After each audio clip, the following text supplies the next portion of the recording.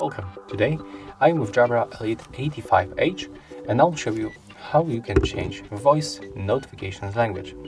You have to open Jabra Sound Plus application. You have to wait until application and headset will connect. Next you have to tap on the settings icon in the right upper corner and go for the personalize your headset. Pick voice notifications language. Here we can find 6 different languages.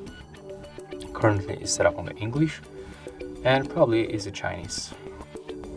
I think it's a Chinese.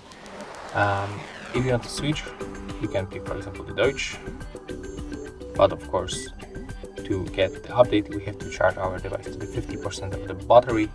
And after that, we will be able to click here to update now. Right now, this button is grayed out, so it's not available. But if you want to switch, you have to just pick one of the language and it will be finished. Of course, you have to wait until the application downloads the new language. And that's all. If you find this video helpful, remember to leave a like, comment and subscribe.